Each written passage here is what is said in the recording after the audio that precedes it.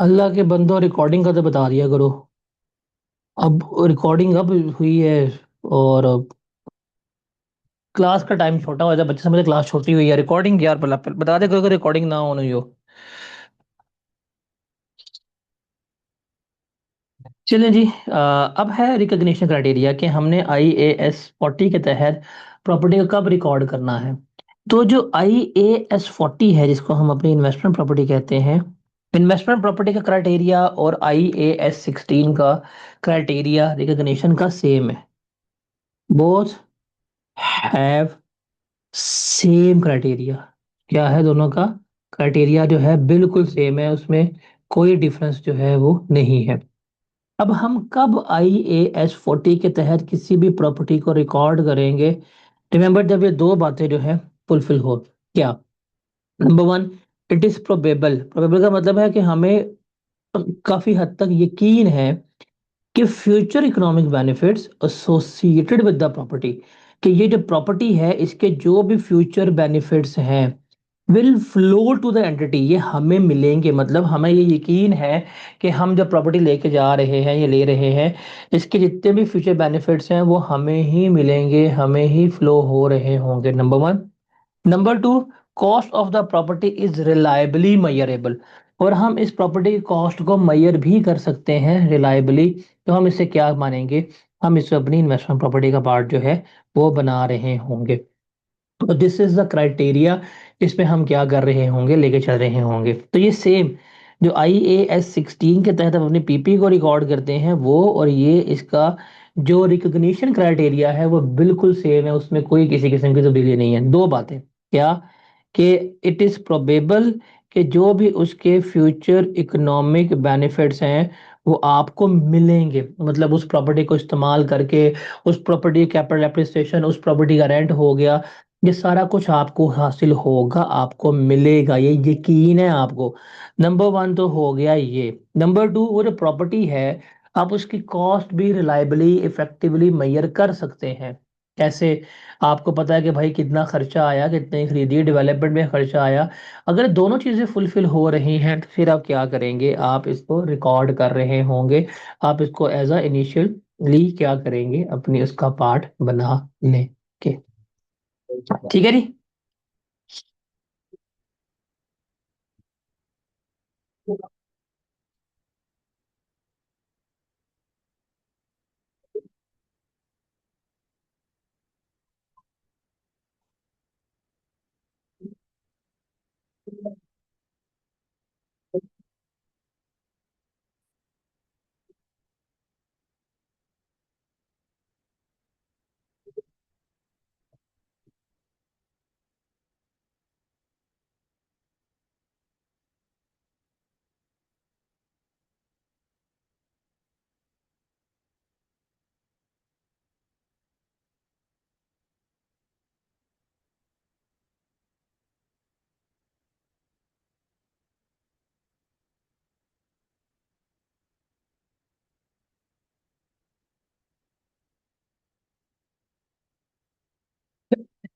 अब हम चलते हैं आगे कि अब इसमें कौन कौन सी कॉस्ट इंक्लूड होगी, कौन कौन सी कॉस्ट इसमें इंक्लूड नहीं होगी, उसको जो है वो हम यहाँ पर डिस्कस करते हैं।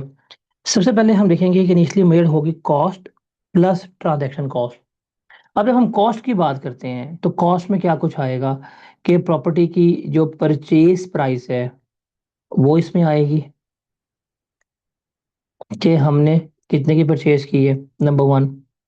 नंबर टू, आप इसमें यहाँ पे देखेंगे जो उसकी क्या कहते हैं, लीगल कॉस्ट वगैरह होगी, वो आप इसमें क्या करेंगे? ऐड करेंगे। उसके बाद जो भी आपकी ट्रांजैक्शन कॉस्ट होगी। अब ट्रांजैक्शन कॉस्ट बेसिकली क्या होती है? देखिए, आप प्रॉपर्टी परचेज करते हैं, प्रॉपर्टी परचेज करते हुए आपको क्या क्या खर्चा होता है?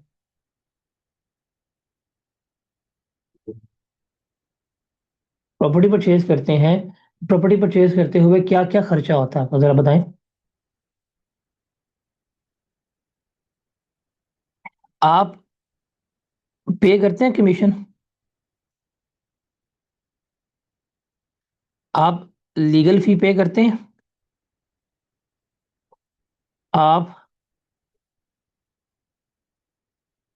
ट्रांसफर फी पे करते हैं।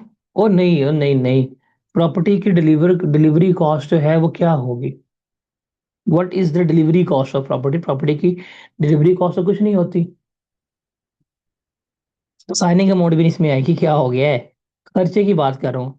कमीशन पे किया, लीगल फी पे की, ट्रांसफर फी वगैरह पे की है।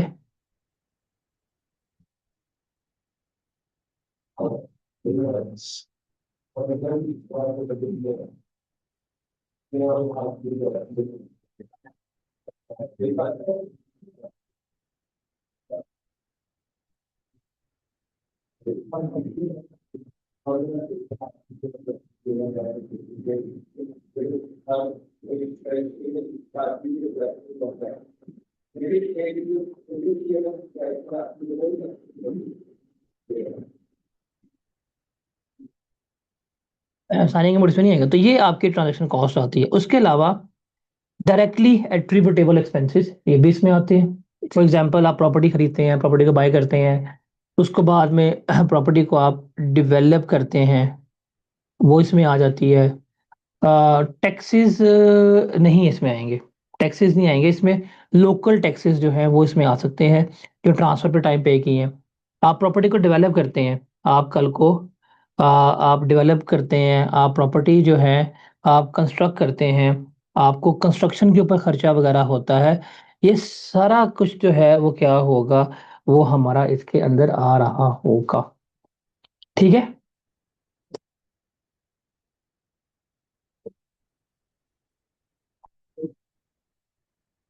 तो ये सारा कुछ जो है वो इसका पार्ट बनेंगे। तो ये चीज है, परचेज प्राइस, कितने की प्रॉपर्टी ली है वो हम इसमें देखेंगे। Directly attributable expenditure, development cost, ये वो सारा कुछ जो है वो इसमें आ जाएगा। उसके बाद हम देखेंगे लीगल कॉस्ट, वकीलों को पे किया है वो इसमें आ जाएगा। डिसमेंटलिंग कॉस्ट, आज आप बिल्डिंग बनाते हैं, गवर्नमेंट कहती है कि 20 साल के बाद जब आप जाएंगे तो बिल्डिंग को छोड़ के जाना है आपने, आपने बिल्डिंग को छोड़ के जाना है, तो उसको फ्यूचर में जाकर डिसमेंटल करना होगा, ये भी खर्चा आपका होगा।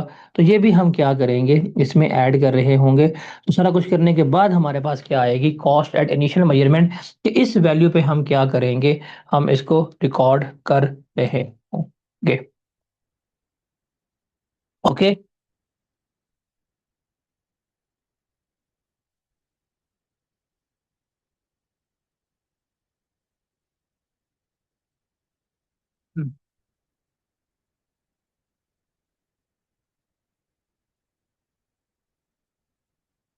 इसको नोट कर लें आप जरा।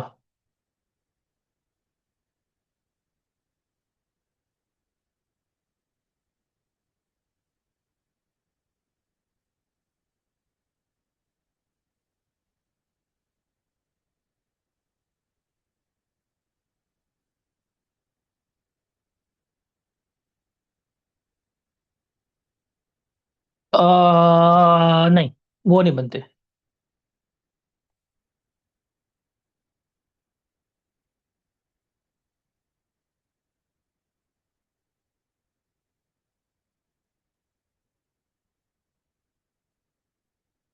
वो नहीं बनते, वो टैक्सेस नहीं बनते इसका पार्ट।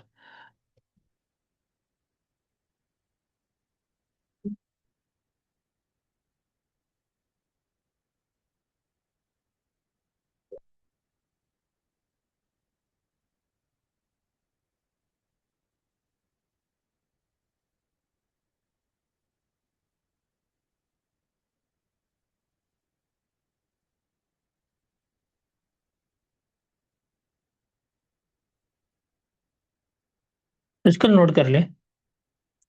देखिए, जो टैक्सेस है ना, आपके दो तरह के टैक्सेस होते हैं। एक होता है गेन टैक्स, एक है प्रॉपर्टी टैक्स। जो आप हर साल टैक्स पे करते हैं ना, प्रॉपर्टी टैक्स, वो आपका क्या कहलाता है, वो आपका एक्सपेंस होता है, वो आपका एक्सपेंस होता है। तो आप उसको अपना एक्सपेंस में क्या कर रहे होते हैं, रिकॉर्ड कर रहे होते हैं। ओके।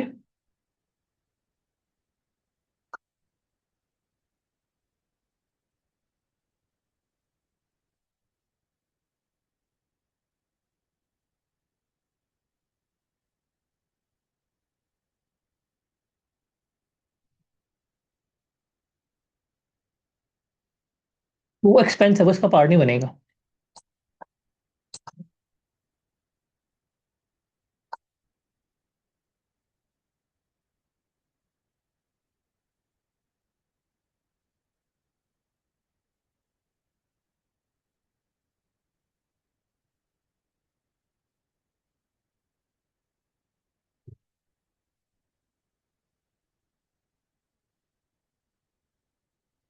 और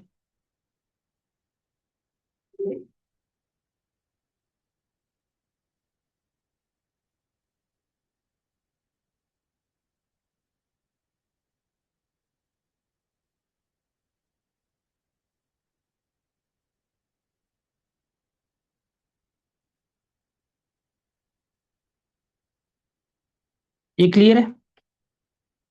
अब ये जो कॉस्ट में क्या कुछ आएगा इसको देखिएगा, कि जो हम रिकॉर्ड कर रहे हैं इसमें जो इनिशियली हम एक्वायर करेंगे उस पे जो खर्चा होगा वो आएगा। अब मुझे एक चीज बताइएगा, आपने अगर एक लैंड लिया, लैंड को बिल्डिंग में कन्वर्ट किया, वो भी इसका पार्ट बनेगा।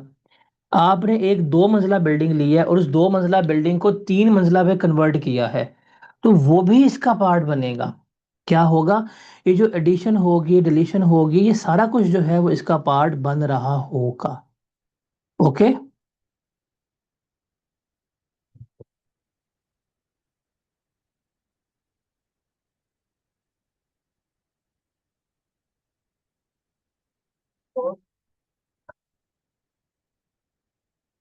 अच्छा, उसके बाद है डे टू डे सर्विसेज वगैरह जो होती हैं, या आप इसे कह सकते हैं कि रिपेयर एंड मेंटेनेंस होती है।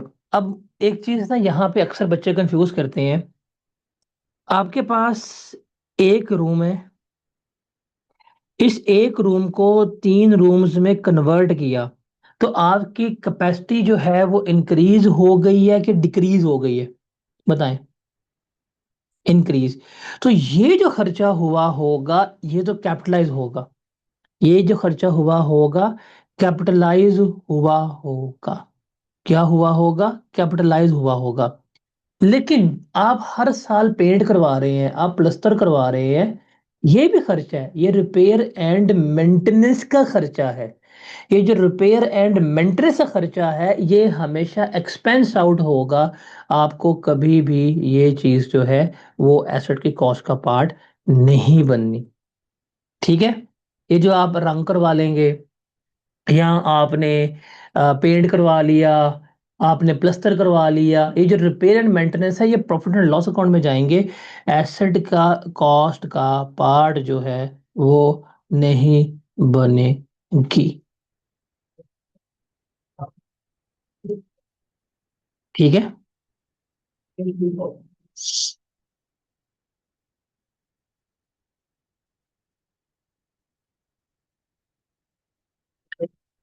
हाँ, अगर आप कोई रिप्लेसमेंट वगैरह करते हैं, जैसे बताया कि एक कमरे को 2 में कर लिया, आपके पास एक बड़ा हॉल था, हॉल को 2 कमरे में कन्वर्ट कर दिया, ये जो चीजें हैं ना ये इसका पार्ट बनती है। और जब कल को आप बेचेंगे, बेचने वाली बात हम जाके क्या करेंगे, आगे डिस्कस कर रहे होंगे।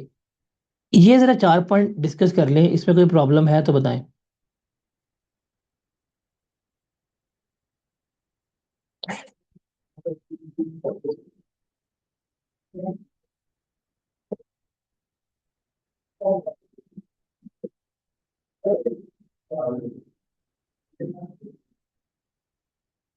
नंबर सी का मतलब है कि अगर आपने कोई इन्वेस्टमेंट प्रॉपर्टी पार्ट्स में ली है, जैसे कोई करो ना, आपने एक हॉल लिया था, उस हॉल को आपने बीच में दीवारें खड़ी करके 3 कमरों में कन्वर्ट कर दिया, तो वो जो दीवारें खड़ी करके 3 कमरों में कन्वर्ट किया है आपने, वो जो खर्चा होगा वो इन्वेस्टमेंट प्रॉपर्टी का पार्ट जो है बन रहा होगा।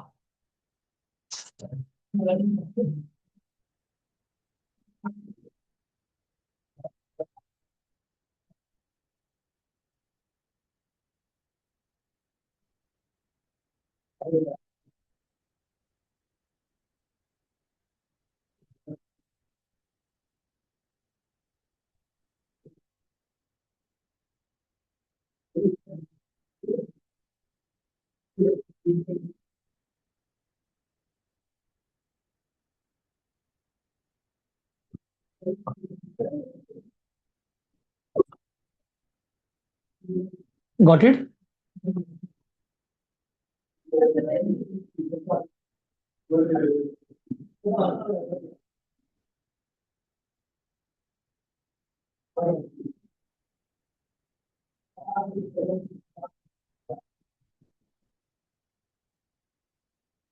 अब ये वाला ना स्लाइड आपके, मैंने स्लाइड शेयर करता हूँ, मैं आज आपका स्लाइड शेयर करूंगा।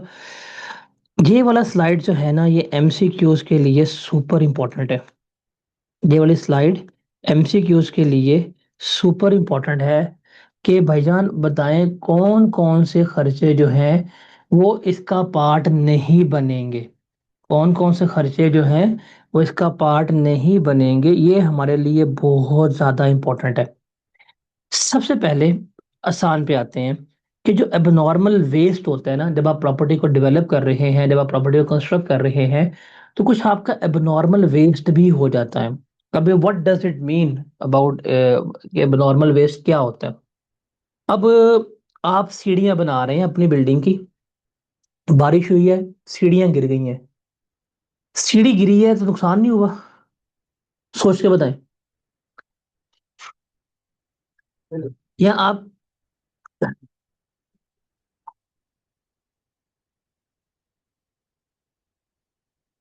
सीमेंट की बोरियां लेके आए हैं, सीमेंट की बोरियां चोरी हो गई हैं, नुकसान हुआ कि नहीं? अब ये जो चोरी हुई है, ये जो सीढ़ी गिर गई है या दीवार टेढ़ी हो गई है या दीवार गिर गई है, क्या ये नॉर्मल है कि अब है?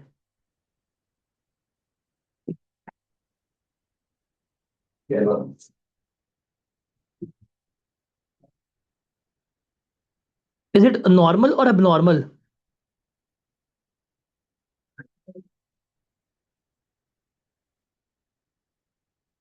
अब एक लाइन ना लिख लें, मैं सिर्फ आपको इसके लिए नहीं बता रहा, बिकॉज हमने फाइनल अकाउंट्स भी करने होते हैं। तो ये सबके लिए बता रहा हूं, मैं सबके लिए बता रहा हूं कि ये जो एबनॉर्मल खर्चे होते हैं, क्या ये जो एबनॉर्मल खर्चे होते हैं, ये हमेशा प्रॉफिट एंड लॉस अकाउंट में एक्सपेंस आउट होते हैं। हम आगे जाकर फाइनल अकाउंट पढ़ेंगे, कहीं पे भी ऐसा लॉस आ जाए, ऐसा एबनॉर्मल खर्चा आ जाए, कुछ भी हो जाए, ये हमेशा कहाँ पे जाते हैं? ये आपके प्रॉफिट एंड लॉस अकाउंट में एक्सपेंस आउट हो रहे होते हैं। ठीक है, ये क्लियर है? इस लाइन को कहीं पे लिख के हाईलाइट करो, ये आपने हर जगह अप्लाई करनी है कि एबनॉर्मल खर्चे जो हैं वो हमेशा एक्सपेंस आउट होते हैं।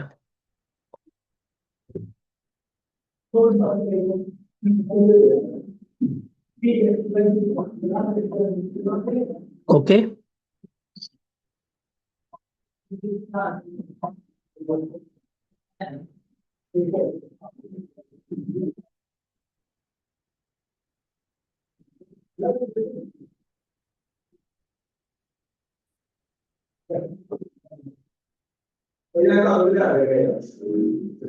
उसके बाद है स्टार्टअप कॉस्ट।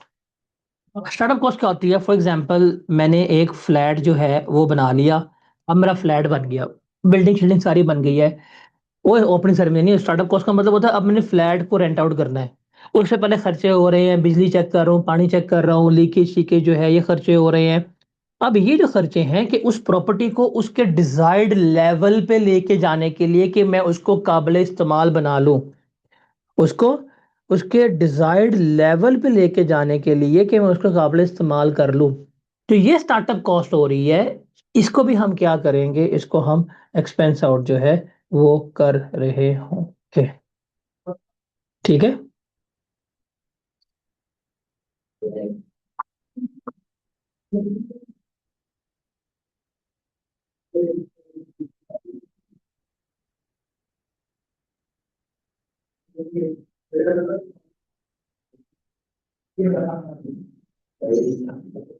ये बता तो रहा हूँ, देखें आपकी बिल्डिंग बन गई है, अब आपने बिल्डिंग रेंट आउट करनी है, लेकिन अब आपने कहा यार टेस्टिंग करते हैं, आप पानी वगैरह चेक कर रहे हैं, बिजली वगैरह चेक कर रहे हैं, यूपीएस चेक कर रहे हैं, बीच में कुछ चीजें खर्चा हो रहा है आपका, उसको उस ऑपरेशनल लेवल में लेके जाने के लिए, तो ये जो है आपका क्या होगा, एक्सपेंस आउट हो रहा होगा।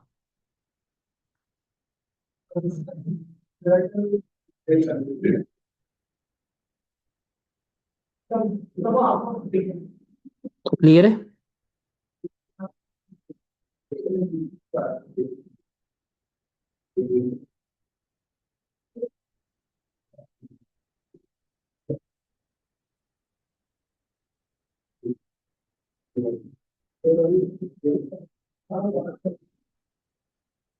उसके बाद है ऑपरेटिंग लॉस। ऑपरेटिंग लॉस का मतलब है कि आप कारोबार चला रहे हैं, बिल्डिंग चला रहे हैं, तो रोजमर्रा के कुछ खर्चे होते हैं।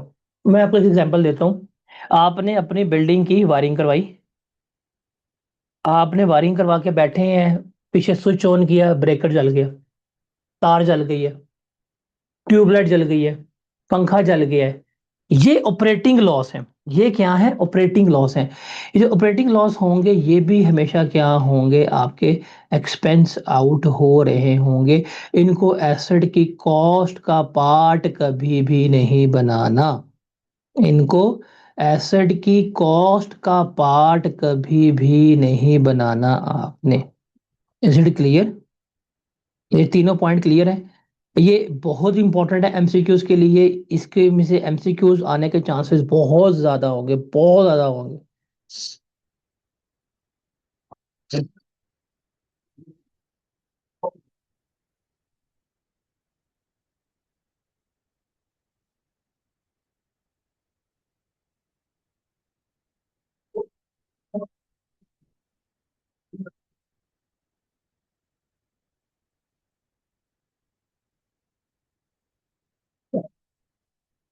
नहीं, एक कैपिटल आपके स्टार्टअप कॉस्ट है, आपके बिल्डिंग चलाने पर खर्चा हो रहा है इनिशियली, ये एक्सपेंस आउट होता है।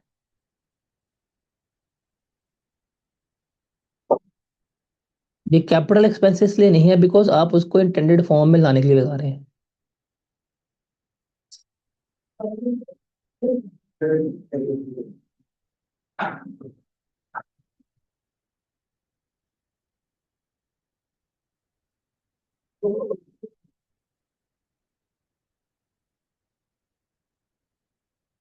चलें आगे।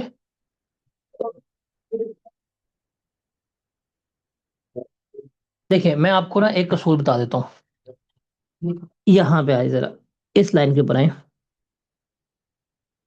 इसका मतलब है कि दिस एक्सपेंस इज लाजमी। ये क्या है? दिस एक्सपेंस इज लाजमी। कोई भी ऐसा खर्चा जो उस स्पेसिफिक एसेट के लिए लाजमी है। हम बिल्डिंग की बात नहीं कर रहे, हम हर एसेट के लिए बात कर रहे हैं। It can be vehicle, it can be car, it can be this, it can be that. कोई भी ऐसा खर्चा जो किसी भी एसेट को चलाने के लिए लाजमी होगा, उसको हम हमेशा क्या करते हैं? कैपिटलाइज करते हैं। कोई भी खर्चा हो सकता है which is a part and process of that, which is a part and parcel of that process, कि उसके बगैर वो एसेट चल ही नहीं सकता। उसके बगैर वो एसेट चल ही नहीं सकता।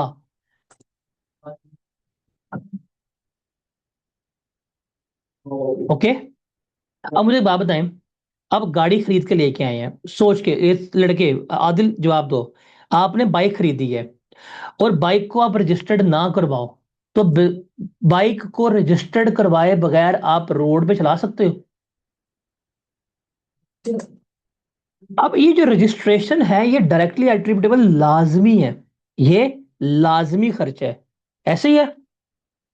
लेकिन ये जो रजिस्ट्रेशन खर्चा हुआ है आप इसे कैपिटलाइज करेंगे। लेकिन आप कहते हैं नहीं यार, मैंने बाइक चलानी है, मैंने को रैप करके चलाना है, मैंने रैप किए बगैर गाड़ी चलानी ही नहीं है।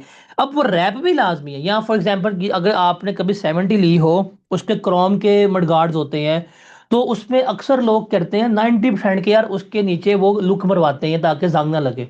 उसके बगैर वो रोड पे चलाते नहीं है। लेकिन अब वो जो खर्चा लुक वाला है, अगर आप वो ना भी करवाएं तो आपकी बाइक रोड पे चल जाएगी, ऐसा है कि नहीं? तो वो जो लुक बनवाई है आपने, उसको आप कभी भी बाइक की कॉस्ट का पार्ट नहीं बनवाएंगे। हाँ, जो बाइक रजिस्टर्ड करवाई है उसको आप क्या करेंगे? बाइक की कॉस्ट का पार्ट जो है बना रहे होंगे। Got it?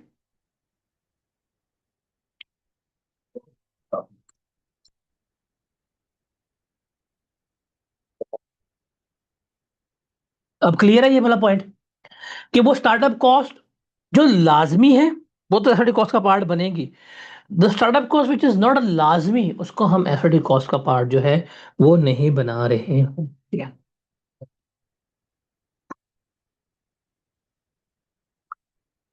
जो नॉर्मल कोर्स वाले हैं, जो रोजमर्रा के हैं, वो तो एक्सपेंस ही है ना, वो तो कभी भी इसमें नहीं आएंगे।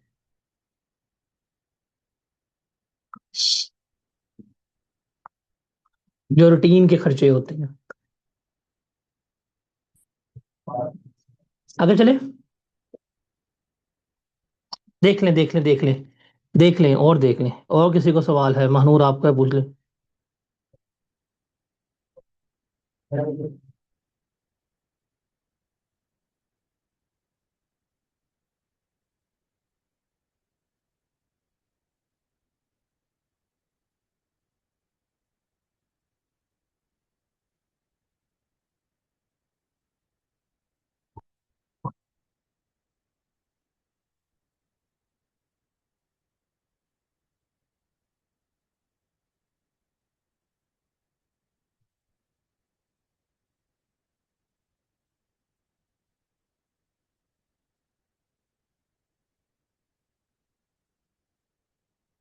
अब है सब्सिक्वेंट मेजरमेंट।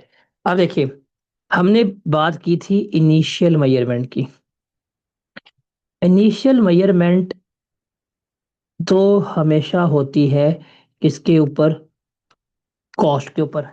देखें ये वाली, कि इनिशियल मेजरमेंट कॉस्ट पे होती है। ये तो आप लोगों को क्लियर होगा ना। अब सब्सिक्वेंट मेजरमेंट है बाद में। बाद में, बाद में चाहे ठंडी हो जाती है, वो वाला बाद में नहीं। मुझे एक चीज सोच के जवाब दीजिएगा। सोच के, किससे पूछूं? हम पूछते हैं इशाल से। इशाल आपने जवाब देना टाइप करके। 2005 में अगर आपने एक प्लॉट लिया डीएचए में, फॉर एग्जांपल 10 लाख का, आज 2026 है, क्या इसकी वैल्यू इशाल 10 लाख ही होगी? सोच के जवाब दीजिएगा। नो। क्यों भी? मतलब इसकी वैल्यू का 10 लाख होगी?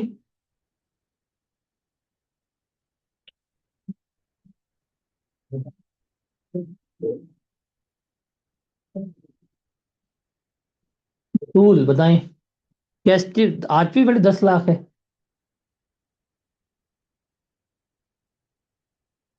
नहीं ना। अब देखो, अब यहाँ पे देखिएगा, जब हमने लिया था ये प्लॉट 10 लाख का था।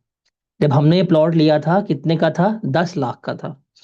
ये 10 लाख का प्लॉट तो हमने इनिशियली इसके ऊपर मैयर कर लिया। हम आज अगर फाइनेंशियल स्टेटमेंट्स बना रहे हैं 2026 में, और 2026 में भी अगर मैं इसको 10 लाख रुपए का शो कर दूं, तो क्या मुझे बताएं हमारी financial statements true and fair होंगी? क्या हमारी फाइनेंशियल स्टेटमेंट सही होंगी? नहीं। क्या हो जाएंगी? गलत होंगी। तो हम चाहते हैं कि हमारी financial statement true and fair हो, सही हो। वो जो एसेट जिस कीमत के हैं, जिस वैल्यू के हैं, उसके लिखे जाने चाहिए ना।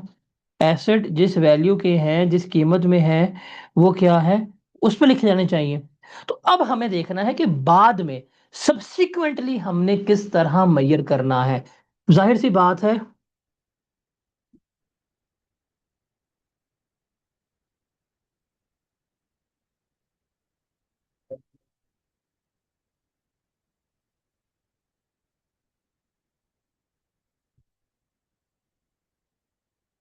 जाहिर सी बात है कि प्रॉपर्टी की वैल्यू बढ़ती है और बहुत ज़्यादा बढ़ती है। तो अब हमने देखना है कि सब्सिक्वेंटली मेजरमेंट जो है वो हमें किस पे लेके जानी है, कि हमने उसको कॉस्ट मॉडल पे लेके जाना है या हमने उसको फेयर वैल्यू मॉडल पे लेके जाना है, तो ये देखना है। अब देखते हैं कॉस्ट मॉडल क्या है। बेसिकली हम देखते हैं कॉस्ट मॉडल क्या है। कॉस्ट मॉडल वही है जो आपने यहाँ पे अभी तक देखा। कॉस्ट मॉडल क्या होगा कि आपने जो भी एसेट जो है इसको इनिशियल कॉस्ट पे रिकॉर्ड किया, उसमें से आप उसकी लेस करवाएंगे जो होगी एक्यूमुलेटेड डेप्रिसिएशन। आप ये लेस करवाएंगे। अगर एक्यूमुलेटेड इम्पेयरमेंट होगी, आप उसको भी क्या करेंगे, लेस करवाएंगे, तो आपके पास क्या आ जाएगी, आपके पास उस एसेट की कैरिंग वैल्यू आ रही होगी। इस तरह से हम लेके चल रहे होते हैं। जाहिर सी बात है, ये हम किसके लिए मैयर करेंगे, ये हम मैयर करेंगे बिल्डिंग के लिए, बिकॉज बिल्डिंग्स जो हैं वो डेप्रिशिएट होती हैं। जो लैंड है वो तो डेप्रिशिएट नहीं होता, तो लैंड तो कॉस्ट के ऊपर आएगा, तो कॉस्ट मॉडल तो यही है।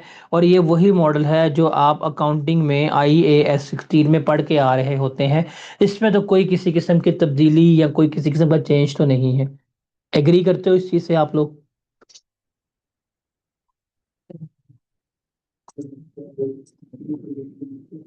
अब जैसे ये है, इसको एग्जाम्पल को देखते हैं। 20 जनवरी 1 को ईयर 1 पे एंटिटी ने परचेज की बिल्डिंग इन्वेस्टमेंट पोटेंशियल के लिए। अब उसे खुद ही कह रहा है कि हमने किस लिए ली है, हमने ये बिल्डिंग ली है इन्वेस्टमेंट पोटेंशियल के लिए। बिल्डिंग थी 1 मिलियन की और इसकी ट्रांजैक्शन कॉस्ट जो हुई है वो 10,000 हुई है। अब देखें, हमने इसकी इनिशियल कॉस्ट जो है वो डिटरमिन करनी है। तो हमने बिल्डिंग जो परचेज की है वो कितने की है, 1 मिलियन की। और खर्चा कितना हुआ हमारे पास, 10,000 का। तो हमारी इनिशियल कॉस्ट कितनी आई है, 10 लाख। 10,000 ये हमारी क्या आई है, ये हमारी इनिशियल कॉस्ट आ गई, जिसपे हम क्या करेंगे, रिकॉर्ड करेंगे। अब उसने कहा है depreciable amount of the building component of the property at this date is 3 lakh. अब ये डेप्रिशिएबल अमाउंट का मतलब पता क्या होता है, what is the meaning of depreciable amount? आप अकाउंटिंग याद करें, what is the meaning of depreciable amount? Cost minus residual value, इसको हम कहते हैं डेप्रिशिएबल अमाउंट। इसको लाइफ पर डिवाइड करते हैं तो हमारे पास क्या आता है, डेप्रिसिएशन आती है। उसने कहा है जिसका कंपोनेंट है ना, जो डेप्रिशिएबल अमाउंट है वो है 3 लाख का, और लाइफ है इसकी 50 साल। आप इसको 50 पर डिवाइड करें तो बताएं इसकी डेप्रिसिएशन कितनी आएगी, 6,000। तो 6,000 जो है वो इसकी क्या आ रही है, डेप्रिसिएशन आ रही है। और ईयर 1 के एंड पे प्रॉपर्टी की वैल्यू होगी 1.3 मिलियन। कहता जी बताएं अंडर कॉस्ट मॉडल आप फाइनेंशियल स्टेटमेंट में किस वैल्यू पे लिखेंगे। तो जाहिर सी बात है भाई, फाइनेंशियल स्टेटमेंट पे हम कॉस्ट जो है वो इसकी रिकॉर्ड करेंगे 10,10,000 की।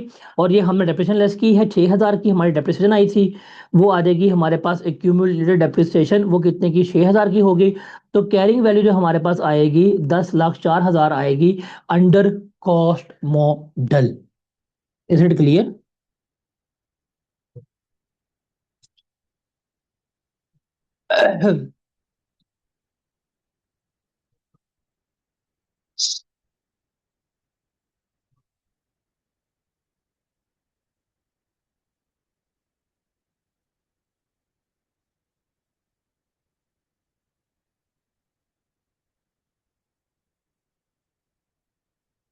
Is it clear?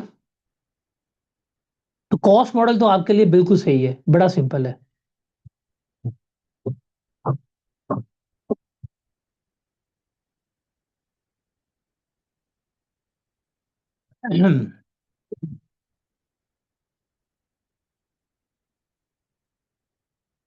हम चलते हैं आगे।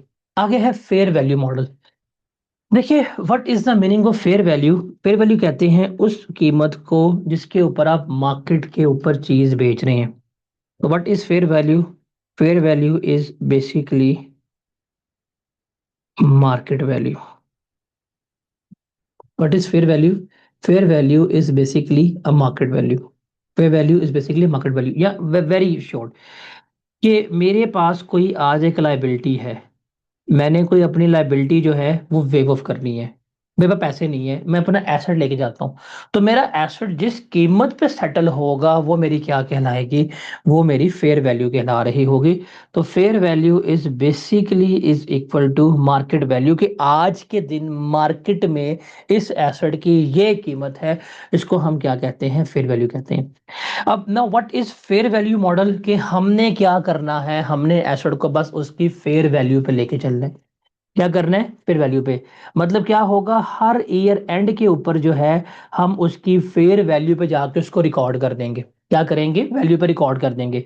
अगर हमारी वैल्यू जो है इंक्रीज होगी तो हम कह देंगे गेन है। अगर हमारी वैल्यू डिक्रीज होगी तो हम कह देंगे लॉस है।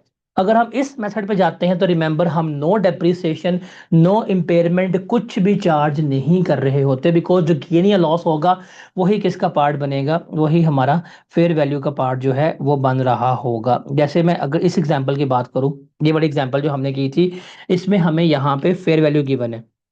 अब देखें, इनिशियली मैंने अपने एसेट को रिकॉर्ड किया कि भाई मेरा इनिशियल एसेट जो है वो 10,10,000 का है, मैंने इसके ऊपर रिकॉर्ड कर लिया। अब अगर मैं फेयर वैल्यू मॉडल पे रिकॉर्ड करूं, तो अगर मैं फेयर वैल्यू मॉडल पे लेके चल रहा हूं, तो remember there will be no depreciation, there will be no impairment, कुछ रिकॉर्ड नहीं होगा।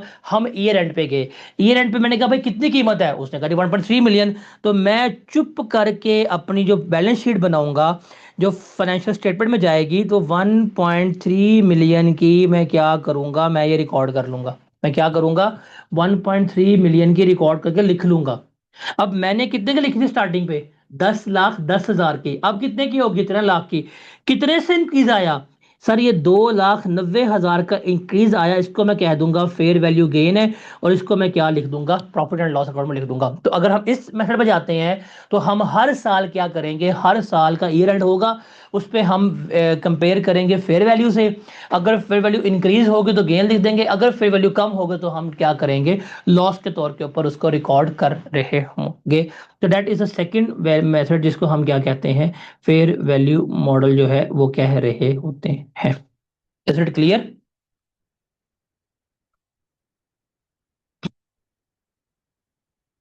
सुधा जी, मैं इसको फिर आज इधर वाइंड अप कर रहा हूँ। नेक्स्ट लेक्चर हमारा इस स्टैंडर्ड का लास्ट लेक्चर होगा, इसमें हम ट्रांसफर केसेस देखेंगे और फिर हम पास्ट पेपर्स पे मूव कर जाएंगे। तो मतलब by the next lecture this chapter will be completed and this standard will be completed also. तो समझ लगी कि मुश्किल है?